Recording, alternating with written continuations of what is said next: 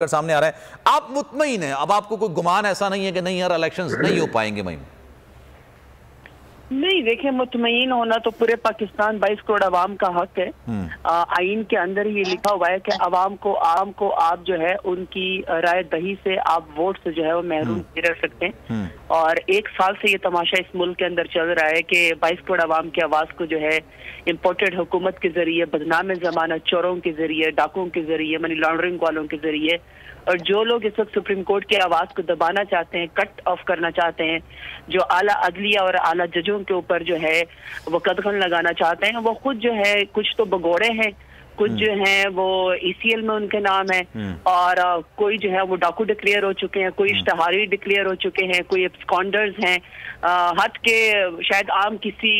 सुल्ताना डाकू के ऊपर इतने मुकदमे ना हो जितना इन लोगों के ऊपर जो है वो चोरी के, कब्जा ग्रुपों के, कब्रिस्तानों को तो इन्होंने छोड़ा नहीं है। तो उनके ऊपर वो खैर से पार्लियामान को इस वक्त जो है गैर मुंतखब नुमाइंदे चलाने की कोशिश कर रहे हैं। इस वक्त वो इलेक्शन से भागना चाह रहे हैं। आवाम की आवाज को उन्होंने दबाया हुआ है। तो सेटिस्फेक्शन यही है कि आवाम को नहीं, देखिए, सेटिस्फेक्शन की बात मैंने आपसे सवाल इसलिए किया कि देखें, अभी आज अदालत की जानब से स्टेट बैंक ऑफ पाकिस्तान को कहा गया कि जनाब 72 घंटे के अंदर आप रकम जारी करें, जो कि जाहिर सी बात है अब वो इलेक्शंस की मावनत के लिए होगी, और स्टेट बैंक ऑफ जो पाकिस्तान है वो 72 घंटे के अंदर ये रकम जारी करेगा या नहीं करेगा, ये एक अलग सवाल है। लेकिन हुकूमत की जानिब से आज इन कैमरा इजलास ही बुलाया गया, जो सारी सूरत हाल है उसके हवाले से मैंने आपसे सवाल किया कि आप मुतमईन है ना? अभी तो कोई खदशा नहीं है आपको, क्योंकि पिछले 1 महीना अगर निकाल दिया जाए तो उस वक्त तो हर कोई ज़हन में सवाल था कि जनाब इलेक्शंस नहीं होते हुए नजर आ रहे हैं। नहीं, देखिए,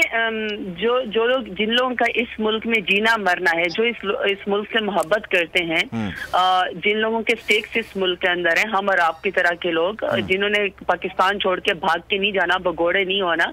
जिन्होंने सिरे महल या मेफर के फ्लैट्स नहीं बनाए, दुबई के टावर्स नहीं बनाए, जिनकी पाकिस्तान से पेट्रियोटिज्म में, जारी बात है वो पाकिस्तान के लिए हर खदशे के लिए भी सोचते हैं, फिर आगे लाए हमल के लिए भी सोचते हैं। और जारी बात है पिछले 1 साल से जो पाकिस्तान के अवाम के साथ हो रहा है, ये तो कभी भी नहीं हुआ ना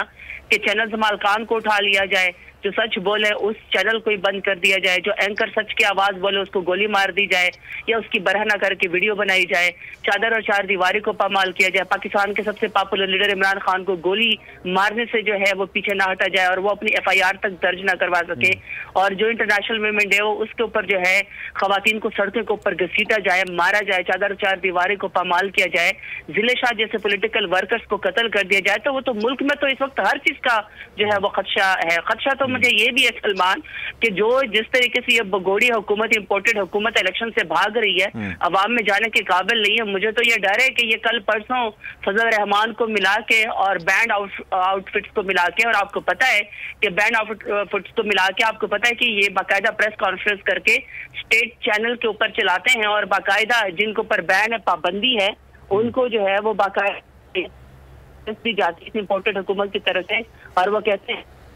को और स्त्रियों को मार देंगे, यानी वो 22 करोड़ आवाम की मारना चाहते हैं सिर्फ इसे कि इलेक्शन करवाना चाहते हैं। तो मुझे तो ये डर है कि ये कल जरिए और इन जिन जमातों पर पाबंदी है उनको प्रेस कॉन्फ्रेंस करवा के ये बाकायदा इलेक्शन के खिलाफ ही फतवा दे देंगे। तो इलेक्शन में जो है वो इलेक्शन लड़ना, पाकिस्तान के अंदर जनरल इलेक्शन में जाना और 22 करोड़ आवाम को वोट का हक देना ही जो है वो जायज नहीं, या हराम है। लिहाजा ये मुझे तो लगता है कि ये लोग ये फतवा भी दे देंगे, क्योंकि अब इन्होंने हर बात तो कर लिया ना। इन्होंने अवाम के ऊपर हमला कर लिया, इन्होंने पार्लियामान के ऊपर हमला कर लिया, इन्होंने आला अदलिया के ऊपर हमला कर लिया, इन्होंने आइन के ऊपर। लेकिन आपको नहीं लगता सरदार साहब, आपकी बात बिल्कुल दुरुस्त है, उन्होंने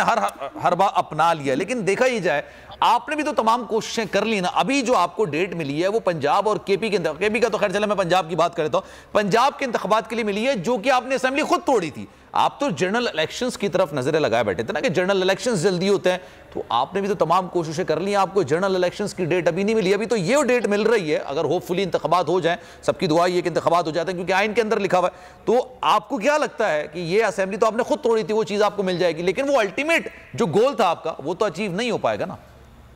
नहीं, देखिए ना, कोशिश तो हमारी अल्टीमेट गोल ही है ना। देखिए ना, जिस तरीके से 10-10 और 8-8 रोजाना इज्जतदार लोग आटे की लाइन में जलीलो ख्वार होकर धक्कम पेल में या स्टैम्पेड हो जाता है, या एक दूसरे का गिरबान पकड़ते हैं और शहीद हो जाते हैं आटे की लाइनों में। आपके सामने क्या ख्याल है कि इस मुल्क का जो हल है वो क्या होना चाहिए? जिस तरीके से बेरोजगारी हो रही है, जिस तरीके से खुदकुशियां हो रही है, जिस तरीके से आवाम का मजाक उड़ाया जा रहा है कि आवाम को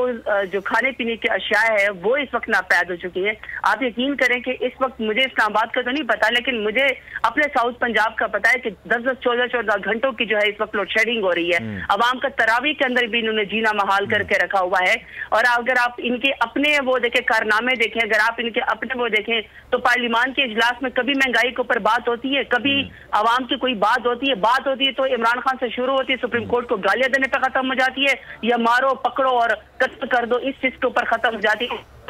ये जो नुमाइंदे जबरदस्ती हमारे सर के ऊपर आके बैठ गए, इन्होंने क्या पाकिस्तान की बात की है? तो फिर ये बड़ी अनफॉर्चुनेट बात है कि अवाम तो फिर अब चाहती है ना कि उनके अवाम के मसाइल का हल निकले। अब अगर कोई इन पे ऊपर ट्रस्ट करने को तैयार नहीं है, कोई इनके साथ जो है वो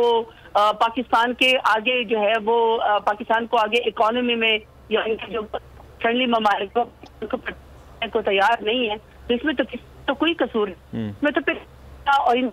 का कसूर। आसिफ अली जरदारी साहब कह रहे हैं आपकी कोई मकबूलियत वगैरह नहीं है, खान साहब को मकबूल नहीं है, कुछ बच्चे उनके साथ मौजूद हैं। अभी उन्होंने एक तवील अरसे बाद इंटरव्यू दिया है, उसमें उन्होंने एक और बात बोली है। उन्होंने कहा कि जनाब हो सकता है कि कमेटी बन जाए, मुज़ाकरात होने चाहिए। उन्होंने फ्लोर पे भी कहा था, पार्लियामेंट के फ्लोर पे भी, कि जनाब शहबाज शरीफ साहब मुज़ाकरात करें। तो मेरा दोनों सवाल आपसे हैं कि वाकई में मकबूलियत आपकी नहीं है, कुछ बच्चे आपके साथ मौजूद हैं, या फिर दूसरी बात यह कि कोई आप कमेटी बनाने में रजामंद हैं कि चलें हुकूमत से मुज़ाकरात कर लें, एक दिन पर आ जाएं और उसी दिन पूरे पाकिस्तान के अंदर इलेक्शन हो जाए, कंसेंसस हो जाए। चले पहले तो ये डिफाइन कर लेते हैं ना कि पाकिस्तान के जो यंगस्टर्स हैं वो इमरान खान के साथ है। तो मेरा ख्याल है कि हमें तो इस बात के ऊपर फख्र होना चाहिए कि पाकिस्तान की जो पाकिस्तान की आबादी है, अगर आप उसको तकसीम भी कर ले तो उसमें सबसे ज्यादा Pakistan is one of the youngest country in the world, जिसकी सबसे तादाद जो है वो 35 साल से कम उम्र की और 45 साल से कम उम्र के यंगस्टर्स की है,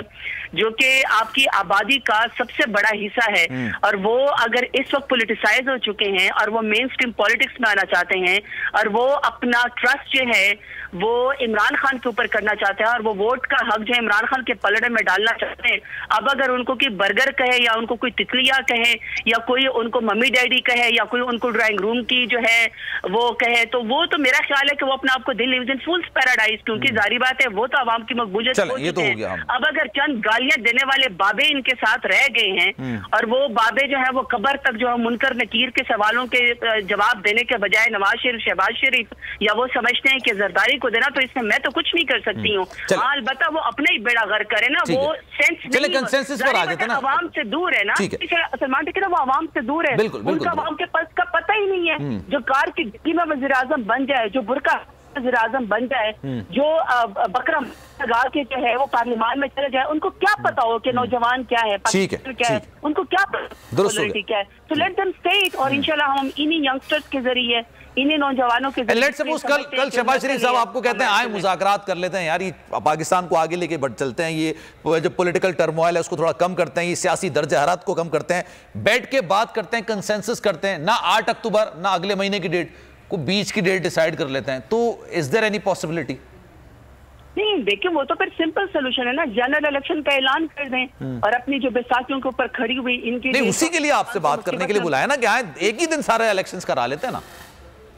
वो तो देखिए सलमान खान साहब ने भी कहा है, फवाद चौधरी की भी आपने स्टेटमेंट सुनी होगी, असद उमर साहब की भी सुनी होगी आपने, असद उमर साहब की या शाह महमूद साहब की भी सुनी है, जो भी हमारे सीनियर लीडर हैं वो आपके सामने वो बार बार कहते हैं बातचीत ये कि जनरल इलेक्शन होना चाहिए, इसके ऊपर हम जरूर बैठ सकते हैं,